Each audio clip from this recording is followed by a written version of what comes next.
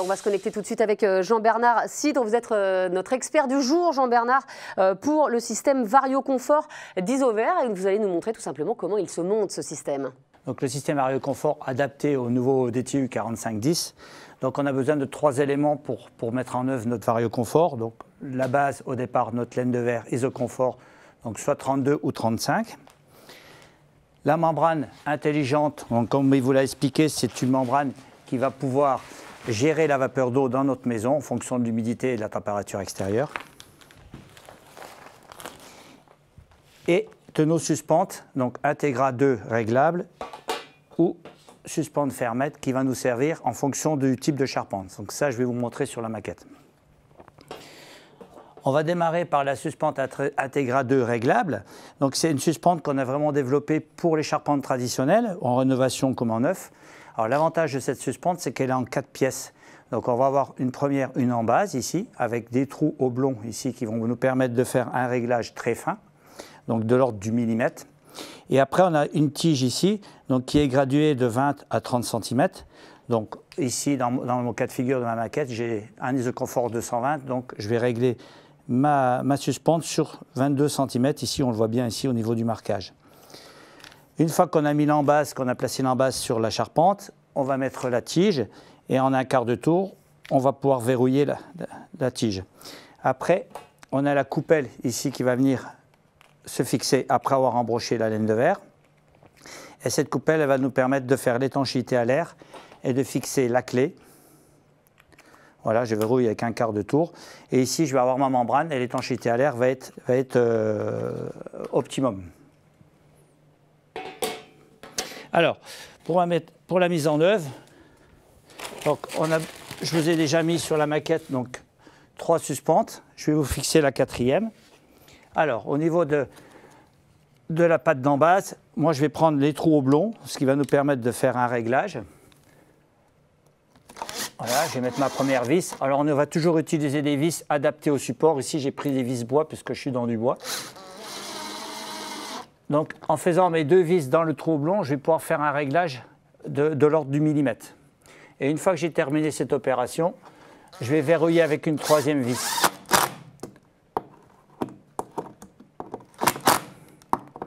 Voilà. Donc, j'ai 6 trous, donc ça va permettre d'être sûr de tomber dans du bois. Une fois que j'ai fait cette opération-là, je vais prendre ma tige. Elle est là. Là, voilà. Donc, ici, on a la graduation. Donc, moi, je vais me mettre à 22 cm. Donc là, c'est plutôt simple parce qu'en fonction de l'épaisseur de l'isolant qu'on a, eh ben, on va pouvoir la régler.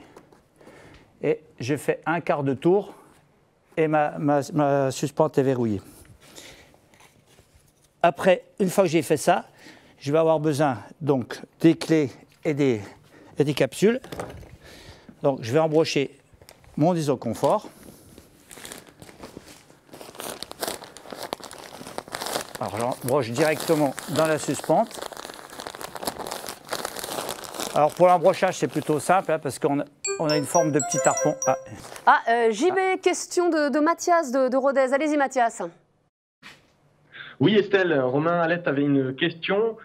Quel est le véritable gain de temps en utilisant cette suspente par rapport à la suspente classique?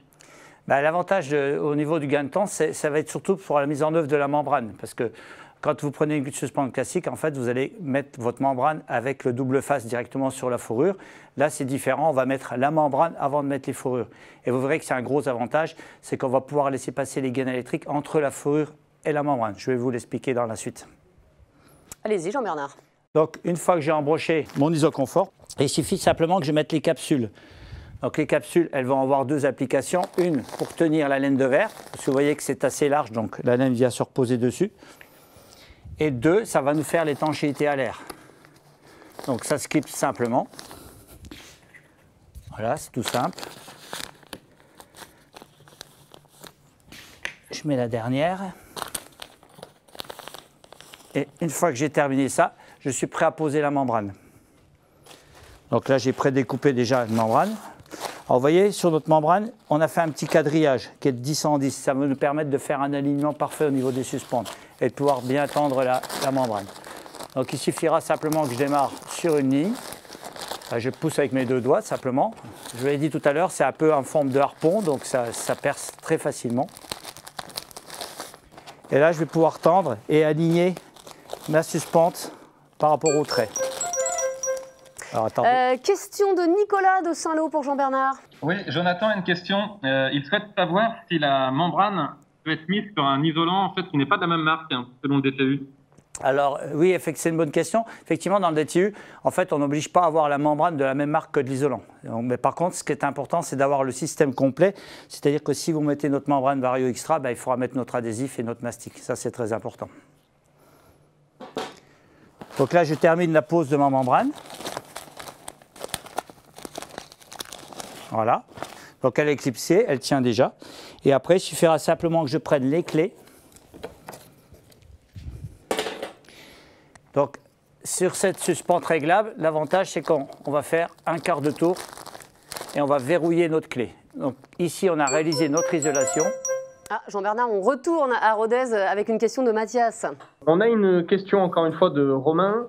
Comment peut-on garantir la pérennité du système que vous nous montrez avec les suspentes plastiques, Alors ouais, c'est une bonne question. On a toujours un petit peu peur parce qu'on se dit c'est du polymère, donc ça ne va pas résister. Mais on a renforcé aussi à l'intérieur, donc je pense qu'on le voit au niveau du détail ici. On a une tige filetée à l'intérieur qui est revêtue avec le polymère pour assurer au niveau de la thermique, en fait, qu'on n'ait pas de pont thermique. Mais par contre, on met un renfort métallique à l'intérieur, ce qui va nous permettre d'avoir une suspente très résistante. Donc une fois qu'on a terminé, je finis la dernière clé. Décidément, celle de ce côté-là, elle ne veut pas y aller. Donc un quart de tour, je verrouille. Et après, je vais pouvoir mettre ma fourrure. Ah, j'en ai encore une petite au-dessus. Excusez-moi.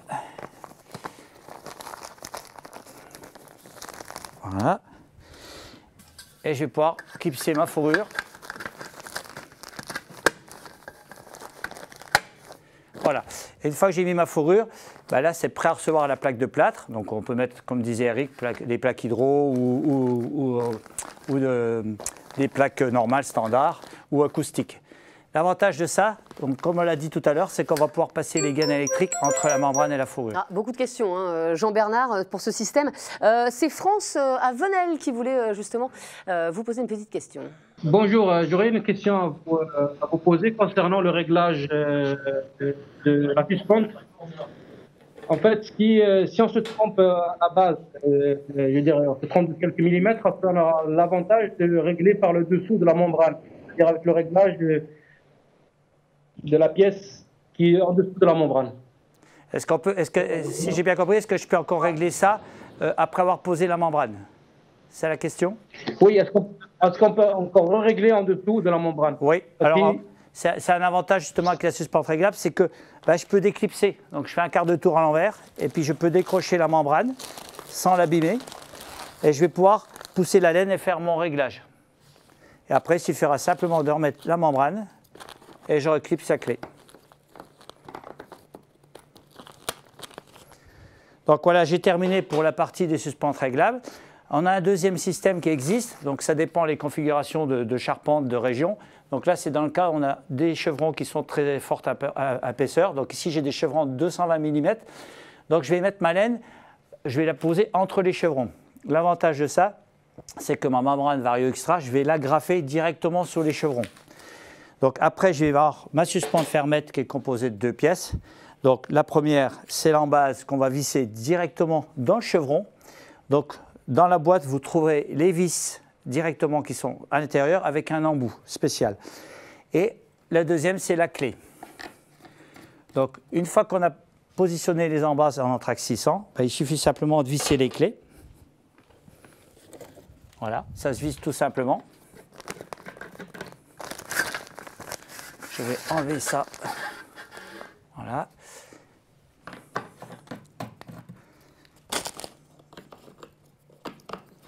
Voilà, donc je visse simplement. Je vais juste déverrouiller ça pour pas que ça tombe. Donc, une fois que j'ai vissé ça, en fait, il suffit simplement de régler en alignement avec la charpente. Donc, je vais faire un premier réglage. Voilà. Voilà. Et après, je peux mettre directement ma fourrure. Donc elle va se clipser comme dans une fourrure normale. Voilà. La deuxième. Vous voyez, c'est simple, hein, ça se clipse sans problème. Alors l'avantage de cette suspente, c'est qu'on va pouvoir faire un réglage très très fin. Donc vous avez des petites ailettes qui débordent de la fourrure, donc on va pouvoir tourner. Donc on le voit bien. Ah, encore une question. Je vous coupe. Jean-Bernard, question de Laetitia à Pantin. Alors bonjour Estelle, c'est Irshad. Donc on a une question de Farid, société CERT. Lors de la démonstration, dans le premier cas, la membrane est posée côté intérieur et dans la deuxième, elle est entre les deux couches de laine. Quelle est la règle à respecter? Alors, je vois que vous avancez un petit peu parce que je n'ai pas tout de suite pas posé ma deuxième couche. Donc en fait, il y a que ce soit cette configuration ou celle-là, elles sont bonnes dans les deux cas. Ici, on est dans le cas du 2 tiers 1 tiers. Alors l'avantage du 2 tiers 1 tiers, c'est justement, puisque vous avez un peu devancé, c'est d'avoir une cavité assez importante. Ici, on a jusqu'à 8 cm d'espace. Alors la première, ça va nous donner l'occasion de pouvoir passer une VMC ou tout ce qui est gaine électrique. Ou en deuxième lieu, effectivement, c'est de rajouter une couche de laine supplémentaire. On va le faire directement, hein, comme ça on répond à la réponse. Et donc une fois que j'ai mis la deuxième couche, l'avantage de ça, c'est que j'ai de la place. C'est-à-dire si dans le futur, quelqu'un veut accrocher un tableau ou même faire autre chose, percer avec une cycloche et autres, ben, je suis sûr que ma membrane ne va pas être touchée au niveau de l'étanchéité à l'air. Je vais garder vraiment l'ensemble de mon système VarioConfort vraiment dans l'intégralité sans le détériorer. Donc ça, c'est un gain de sécurité. Donc voilà. Donc en résumé, donc, en 3 points, hein, donc, on a un système de suspente qui est adapté à la mise en œuvre de nos membranes. Dans le 4510, le DTU, la membrane est primordiale, donc pouvoir la mettre en œuvre correctement et ne pas la dégrader dans le temps, c'est important. Un isolant IsoConfort très semi-rigide qui est très adapté pour les rampants. Et puis notre membrane intelligente, hein, qui va laisser la vapeur d'eau passer en fonction de l'humidité que vous avez à l'extérieur ou à l'intérieur de votre maison. Voilà, merci. Alors, on va voir, Jean-Bernard, si nos 4 agences.p ont apprécié hein, cette petite démonstration. On va aller voir France à Venelle. France, donnez-moi un mot, un qualificatif pour résumer cette expérience produit. Moustapha, peut-être un qualificatif? Oui, un qualificatif pour favoriser l'étanchéité à l'air, qui sera optimum. On va aller... Donc, favoriser l'étanchéité à l'air. Favoriser l'étanchéité à l'air. D'accord, l'étanchéité à l'air, parfait. On va rejoindre Mathias à Rodez. Un qualificatif pour vous aussi, Mathias. Romain, dis-moi, tu penses à quoi? Facilité pour la pose de la membrane. Ok, donc facilité pour la pose de la membrane. Merci à tous et bonne journée.